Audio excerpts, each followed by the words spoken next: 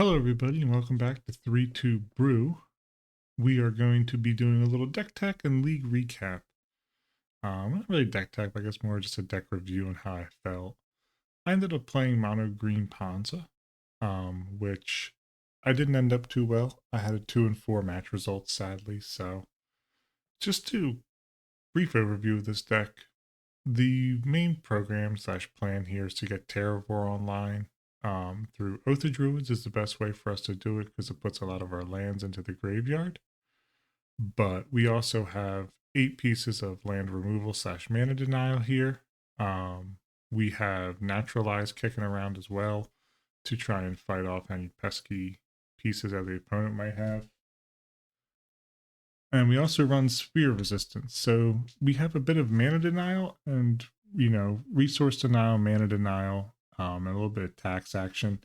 This deck is mono green, so it gets to run Wild Growth, which is a nice little piece of semi-permanent ramp. A little bit tough with the Naturalizers running around. Sylvan Library is great card selection. And then we get a full suite of lands. I run 4 fetch lands and 7 basic forests, 4 factories, 4 ports, 4 treetop villages, 4 wastelands, and 1 dust bowl.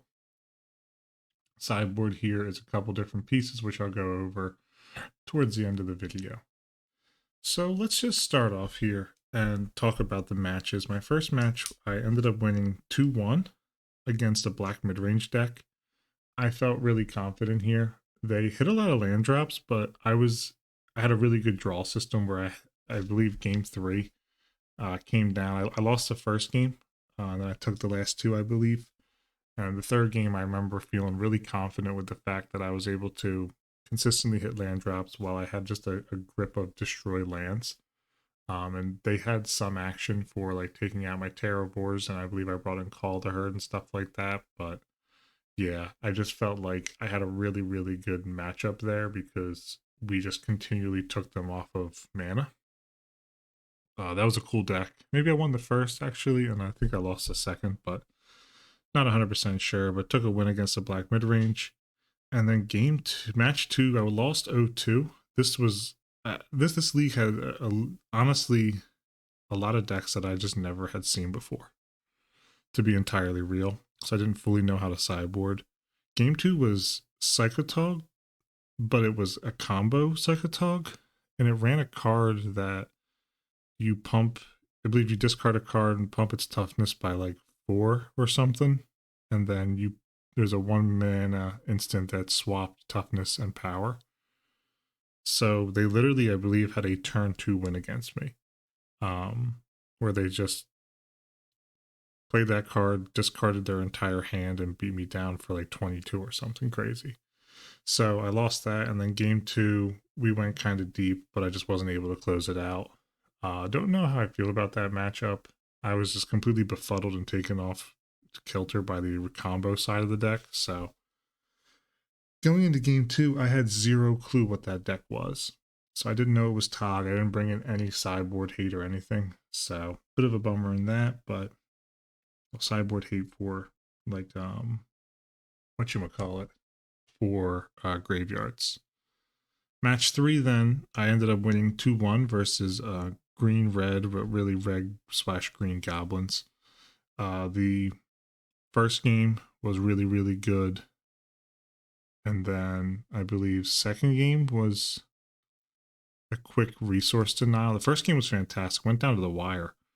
I'm pretty sure I had like 1 life each, or they had 1 life and I had 1 life.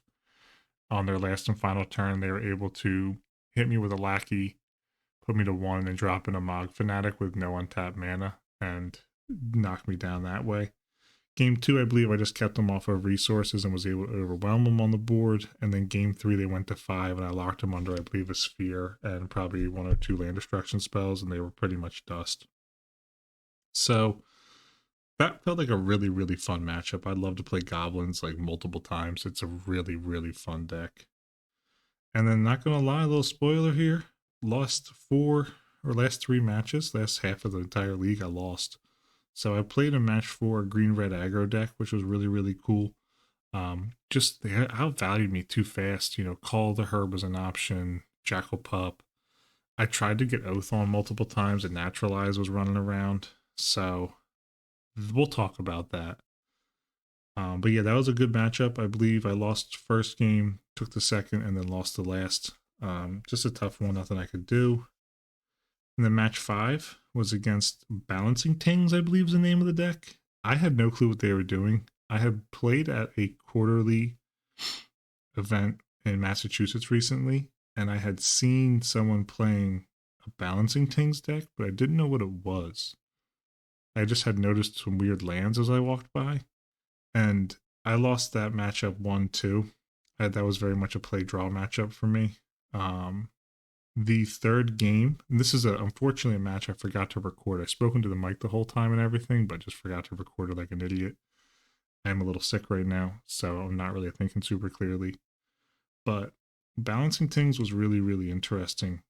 I had a crypt in my opening hand, game 3, and never deployed it because I was afraid of them hitting me with a Naturalize. So I held it for a while. They had an LED down, then they popped. I never put the crypt in and completely forgot. Their win con there is, I believe, Arrogant Worm, or no, not Arrogant Worm. It's the one that makes the worm token.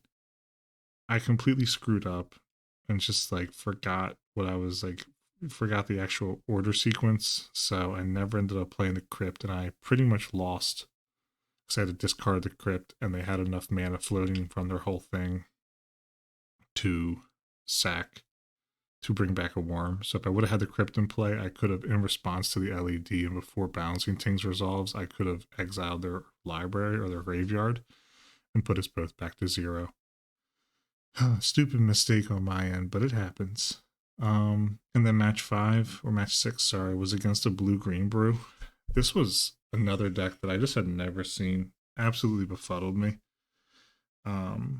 This was like, they played a card which I don't even remember. They basically swapped lands, so they kept swapping me a land that would go back to their hand end of turn when used, taking me off of green. It was a weird resource denial deck that put me at a mana disadvantage. It's really, really wild. Never seen anything like it. Had no clue how to side against it. Its top end was like Deranged Hermit. So yeah, I lost that. All in all, I won 4 games, lost 10. I have a game win percentage of 28.57% with this deck, this league. Wasn't fantastic. There's a lot that was going against me this league. Outside of, I believe, Combo Tog and Black Midrange, every single deck I played against had some way to deal with enchantments. And I run 12 enchantments in this deck. Same with artifacts. So it was just a really tough matchup. There was nothing I could do to really get us ahead.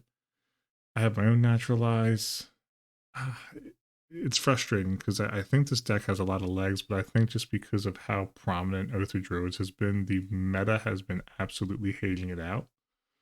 So there's a ton of enchantment removal running around, a lot of main deck Naturalizes, and it seems to be like 4 ofs.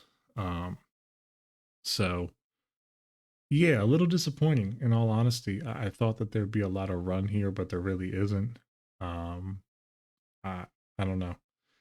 The deck itself felt good when it was online and moving. The against goblins, it felt really good. Everything else seemed to be a bit off of a top end meta, from my opinion. So I played.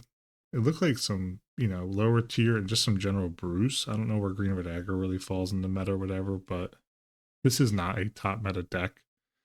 The green red version, or now really the white green red version is really, really prominent. But overall, just to do kind of I lost a lot, and that's okay. I'm still learning this deck. I'm not upset by it. Obviously, I want to win, but I need to kind of feel this deck out. Hopefully, I feel good enough by this coming Sunday to make it to the New Hampshire Premodern event. But I don't know what this deck really needs to get going. The major disadvantage here is actually this 12 enchantment setup. Not many people trifle with the Sylvan Library. They always worry about the Oath of Druids, which is super fair. But if they really want to hurt me as well, they can hit Wild Growth. So with a lot of main deck Naturalizers running around, this Wild Growth becomes just nasty. Nothing I can do against it. So I don't know exactly what I want to get going with this deck, in all honesty. I'm still trying to figure it out. Um, the lands felt pretty good. There was times where I was in a bit of a life total pressure where they were slowly chipping me and I couldn't just pay 4 life to keep it. Where I really wish I had a Windswept Heath so I could, where any fetch land to crack and sack and fetch and whatnot. So maybe I'll go up to like 6 of them. I don't know, maybe 5 just to give me one more and drop a forest or something. But it's a tough position. I haven't quite figured out the mana base yet.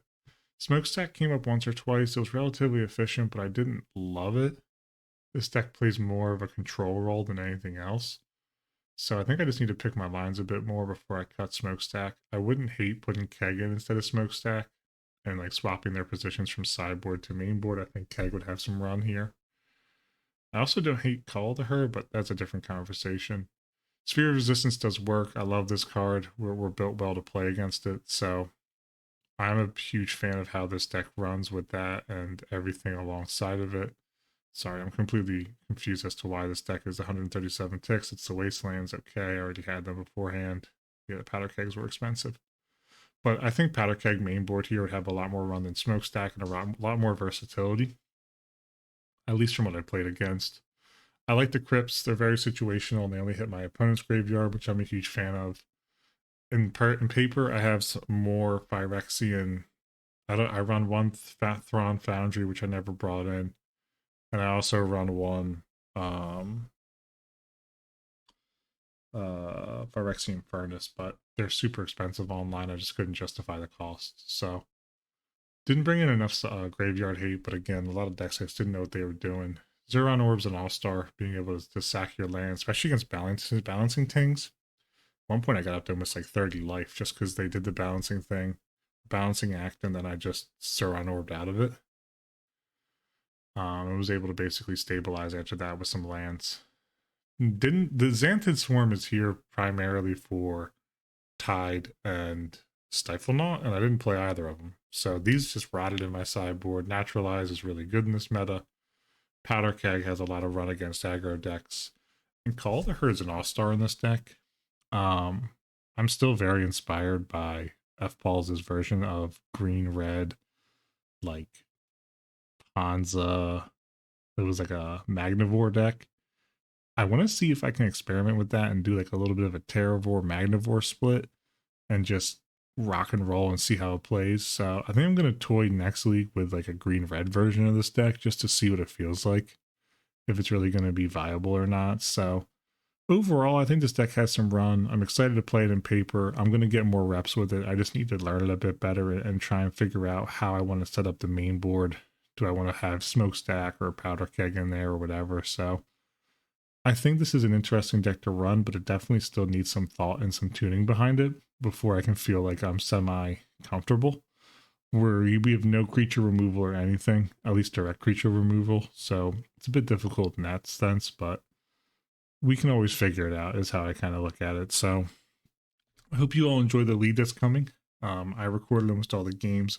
I missed match 5, which I apologize for, but there's some interesting points here, and I kind of messed up some audio and stuff. So I hope you all enjoy it. If you have any questions, feel free to leave a comment. I'll like to respond to as many comments as I can. So till next time, cheers.